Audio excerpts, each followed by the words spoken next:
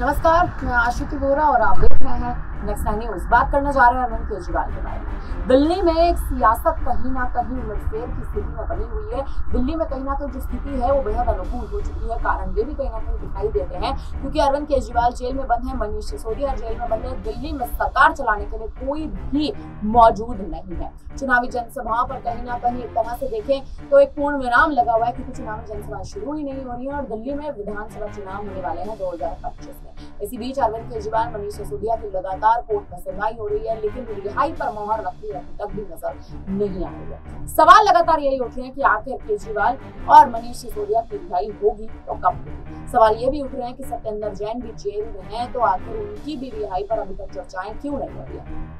आपको बता दें कि अरविंद केजरीवाल और मनीष सिसोदिया की लगातार रिहाई पर बातचीत तो चल रही है, सुनवाई हो रही है, लेकिन सुनवाई से बात रिहाई तक नहीं जा रही क्योंकि ईडी और सीबीआई तमाम ऐसे सबूतों को कहीं ना कहीं कोर्ट की बेंच के सामने पेश कर रहा है जो सबूत लगातार दोनों ही नेताओं के खिलाफ जाते नजर आ रहे हैं। आपको बता दें अरविंद केजरीवाल की हाल ही में सुनवाई थी, लेकिन उनकी न्यायिक हिरासत के लिए हाईकोर्ट ने बढ़ा दिया।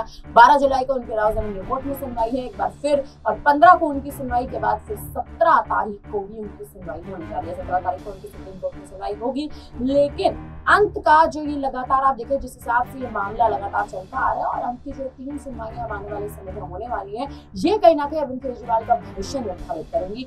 दिल्ली में आम आदमी पार्टी का भविष्य निर्धारित करेगी। इसी के साथ साथ हाल ही में मनीष सिसोदिया की भी दिल्ली हाईकोर्ट में सुनवाई थी, लेकिन उनकी न्यायिक हिरासत को बढ़ा दिया गया। ईडी द्वारा याचिका पेश की गई, याचिका दायर की गई और उनकी न्यायिक हिरासत को यानी मनीष सिसोदिया की न्यायिक हिरासत को 15 तारीख तक बढ़ा दिया गया। यानी मनीष सिसोदिया की अगली सुनवाई 15 तारीख के बाद होगी, लेकिन इसी बीच मनीष सिसोदिया के लिए दिल्ली हाईकोर्ट ने तमाम तरह की राहतें भी रखी हैं। 2 मुख्य राहत कहीं ना कहीं सिसोदिया के लिए रखी गई है।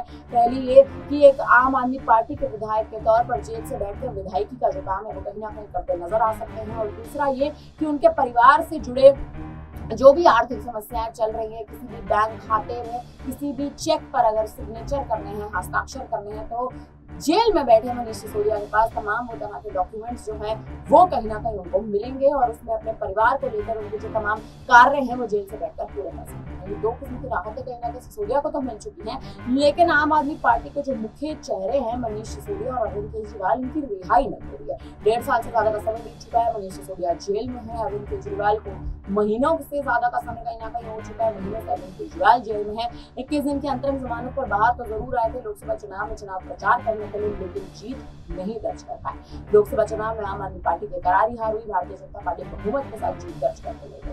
अब सवाल कहीं ना कहीं ये उठ रहे हैं कि आखिर मनीष सिसोदिया और अरविंद केजरीवाल की रिहाई पर मोहर लगती कब नजर आएगी। इस पर लगातार जद्दोजहद तेज है और दिल्ली में आम आदमी पार्टी की जो स्थिति है वो धीरे धीरे खत्म होती जा रही है। आम समस्याएं, बेसिक नीड कहीं ना कहीं जो जिसे कहते हैं आम समस्याएं, आम दिक्कतों का सामना कहीं ना कहीं दिल्ली की जनता को करना पड़ रहा है। फिलहाल अब आपको क्या लगता है आने वाले समय में कैसे सिसोदिया और केजरीवाल जेल से रिहा होकर नजर आएंगे या नहीं, हमें कमेंट करके अपनी राय जरूर दीजिएगा। बाकी तमाम बड़ी खबरों के लिए आप बने हमारे साथ देखते रहिए।